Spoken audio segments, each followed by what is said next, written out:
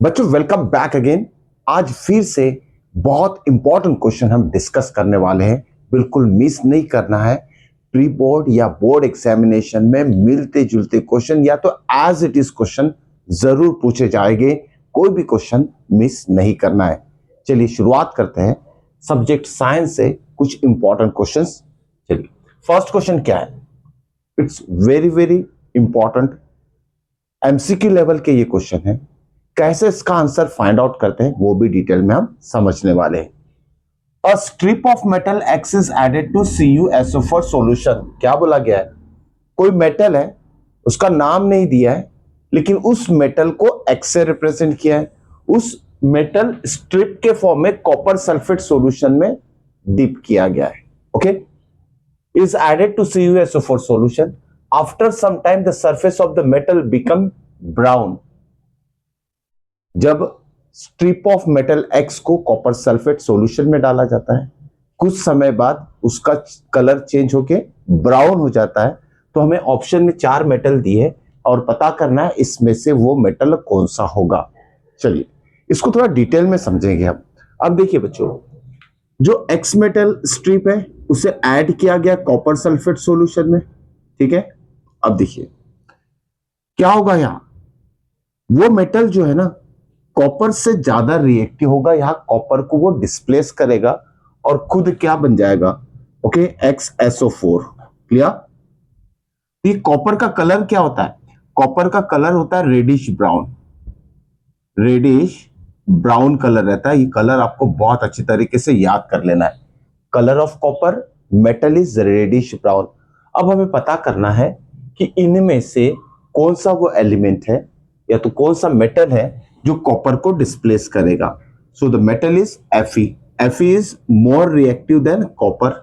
Okay, Fe क्या करेगा? Copper को कॉपर सल्फेट में से डिस्प्लेस करेगा और क्या फॉर्म हो जाएगा? FeSO4। ओके, फेरस सल्फेट या तो फिर आयरन सल्फेट सॉल्यूशन फॉर्म होगा, ध्यान में रखिएगा। ओके, तो Fe is a solid, CuSO4 is aqueous. Okay, this is again aqueous and this is solid copper. Clear? ये केमिकल रिएक्शन है जिसमें कि मेटल जो रहेगा X वो रहेगा आयरन। Okay, Fe। अब इसमें और चीज ध्यान में रखना है, कलर्स, सबका कलर, क्योंकि कलर से रिलेटेड क्वेश्चन जरूर एग्जाम में पूछे जाते हैं। सबसे पहले आयरन का कलर क्या रहता है? Grey colour. ओके, इसे नोट डाउन करके रखना है आपको, grey colour. Copper sulphate solution का कलर क्या रहता है? Blue colour. Okay, copper sulphate solution का कलर क्या रहता है? Blue colour. और ये FeSO4 ग्रीनिश इन कलर रहता है। Okay, green, light green colour रहता है। ये तीनों चारों के आपको कलर याद में रखना है। और कॉपर का कलर ऑलरेडी रेडिश ब्राउन में लिख चुका हूं। क्वेश्चन में यही बोला गया कि strip of metal X is added to the copper sulphate solution, after some time surface of the metal become brown. तो जो कॉपर इसमें से सेपरेट हो रहा है, कॉपर इस कॉपर सल्फेट में से सेपरेट हो रहा था, रेडिश ब्राउन मेटल हमें मिल रहा है। लेकिन इसमें ऐड कौन सा मेटल हो रहा है? आयरन, Fe को ऐड करेंगे। ओके, तो इसका आंसर होगा आंसर सी। ओके, ध्यान में रखिएगा ये सारा केमिकल रिएक्शन और जो भी इसमें कंपाउंड्स या एलिमेंट्स यूज हुए हैं उनके कलर्स आपको मेमोराइज कर लेना है। कलर से रिलेटेड क्वेश्चन पूछे जाते हैं। ओके, तो ये था आज का फर्स्ट क्वेश्चन। सेकंड क्वेश्चन की बात करते हैं। Question number 2, again very important question, ध्यान में रखिएगा जरूर। पूरे चांसेस है इसे प्री बोर्ड या तो प्रीलियम्स या तो फिर बोर्ड एग्जाम में पूछे जाने के चांसेस बहुत ज्यादा है।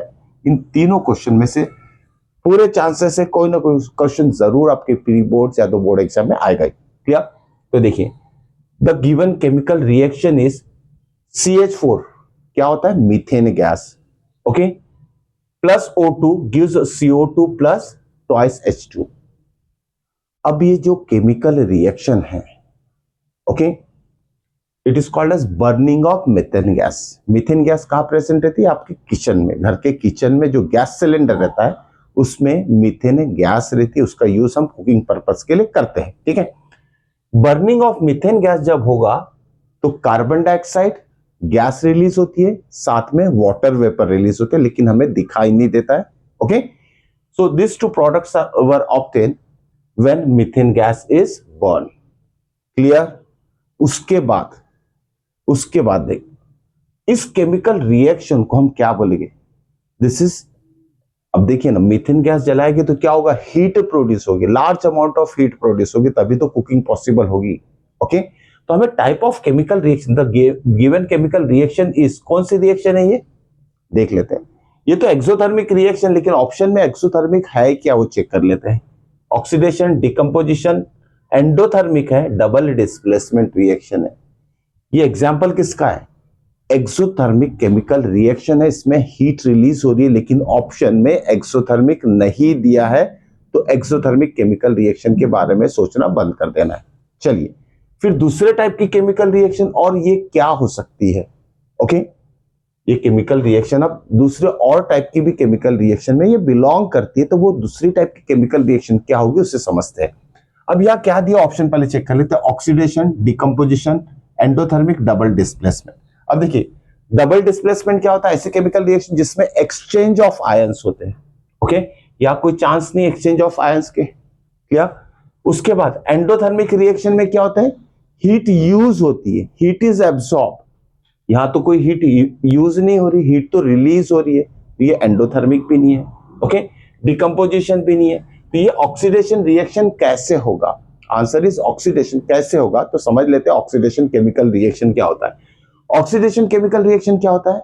ऐसी केमिकल रिएक्शन जिसमें एडिशन ऑफ ऑक्सीजन होता है और रिमूवल ऑफ हाइड्रोजन। कैसे हो रहा है देख लेते हैं। अब देखिए ना, CH4, यहां जो कार्बन कंपाउंड बन रहा है CO2, यहां से हाइड्रोजन रिमूव हो रहा है, सही बात है। लेफ्ट हैंड साइड रिएक्टेंट में CH4 ब्रेक होके हाइड्रोजन यहां से रिमूव हो रहा है, और ऑक्सीडेशन रिएक्शन क्या कहता है? Removal of hydrogen. ओके, एक तो हाइड्रोजन रिमूव होना चाहिए या फिर ऑक्सीजन ऐड होना चाहिए, क्लियर? उसे ऑक्सीडेशन रिएक्शन कहते हैं। तो हमें यहां दिखाई दे रहा है CH4 में से H रिमूव हो रहा है और ये CO2 में कन्वर्ट हो रहा है, क्लियर? तो हमें कंफर्म हो गया कि removal of hydrogen means it is a oxidation reaction. लेकिन थोड़ा और नॉलेज यहां जरूरी है, कॉन्सेप्ट क्लियर होना जरूरी है। अब ये ऑक्सीडेशन रिएक्शन तो कंफर्म हो गई, ये और भी दूसरे टाइप की रिएक्शन है, उसे भी समझ लेते हैं। देखिए, यहां से जो हाइड्रोजन रिमूव हो रहा है, H रिमूव हो रहा है, कहां ऐड हो रहा है? इस ऑक्सीजन में ऐड होके H2O बन रहा है, वाटर मॉलिक्यूल। ओके, मतलब इस केमिकल रिएक्शन में एडिशन ऑफ ऑक्सीजन भी हो रहा है। देखिए, ऑक्सीजन यहां से हाइड्रोजन निकल के O में ऐड हो रहा है, मतलब इस केमिकल रिएक्शन में removal of hydrogen, okay, removal of hydrogen and addition of what, hydrogen भी हो रहा है।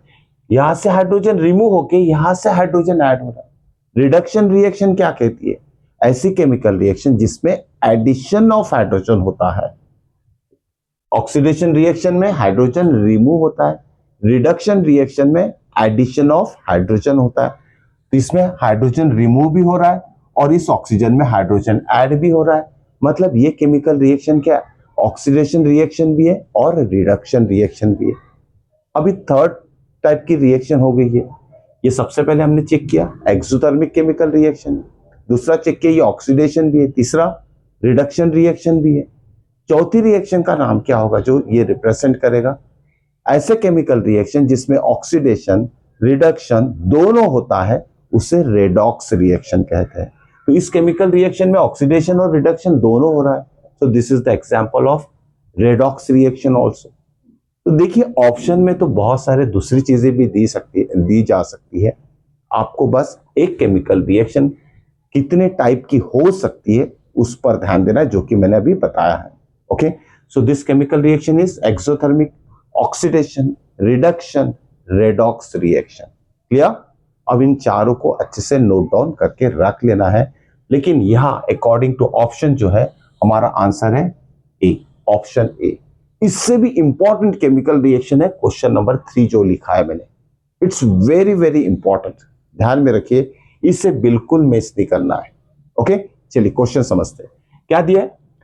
The colour of the lead iodide, PbI2, lead iodide का फॉर्मूला है PbI2, ठीक है? The colour of the lead iodide. चलिए इसका थोड़ा एक्सप्लेनेशन देख लेते हैं।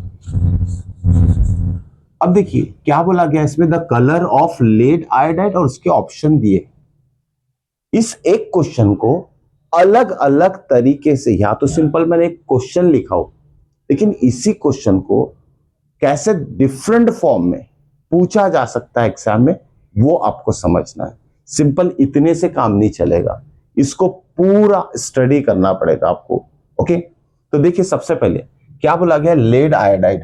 लेड आयोडाइड का फॉर्मूला क्या है, PbI2, ध्यान में रखिएगा, PbI2। This is lead iodide, एक सॉलिड सब्सटेंस है, ध्यान में रखिएगा, lead iodide is solid substance. अब ऐसी कौन सी केमिकल रिएक्शन, जस्ट रिकॉल करना पड़ेगा आपको, जिसमें कि हमें ये प्रोडक्ट मिलता है lead iodide. It's so easy, chapter number 1 activity 1.2 को आप खोल के देख लीजिए। एक एक्टिविटी दी लेकिन उसमें केमिकल रिएक्शन नहीं दिया है, एक्टिविटी बेस्ड क्वेश्चन है ये, और उस एक्टिविटी 1.2 को हम डिटेल में यहां डिस्कस करने वाले हैं। उसी एक्टिविटी से ये क्वेश्चन बनाया गया है, ठीक है। चैप्टर 1 एक्टिविटी 1.2, क्वेश्चन समझने के बाद वो एक्टिविटी जरूर रीड कीजिएगा, ठीक। चलिए देखिए, इसको थोड़ा पहले केमिकल रिएक्शन के हिसाब से समझ लेते हैं, उसके बाद आंसर हम देखेंगे। तो हमारे पास केमिकल रिएक्शन एक है, एक्टिविटी 1.2 चैप्टर 1, जिसमें कि क्या होता है, lead nitrate PbNO3 by 2 when react with potassium iodide, clear, both are solutions, इसलिए एक्वस लिखना है। जब हम पोटेशियम नाइट्रेट सॉल्यूशन को पोटेशियम आयोडाइड सॉल्यूशन में मिक्स करेंगे, तो दोनों मिक्स होने के बाद केमिकली रिएक्ट होने के बाद हमें जो प्रोडक्ट मिलता है ना, that product is nothing but lead iodide PbI2 plus potassium nitrate. Okay, ये सॉलिड फॉर्म में रहता है और ये एक्वस फॉर्म में रहेगा। This is very very important chemical reaction, ध्यान में रखिएगा, very important chemical reaction from chapter number 1। Okay, थोड़ा सा डिस्कस करेंगे हम। देखिए बच्चों, अब ये जो लेड आयोडाइड है, this is called as yellow precipitate. Yellow precipitate को शॉर्टकट में PPTED लिखा जाता है।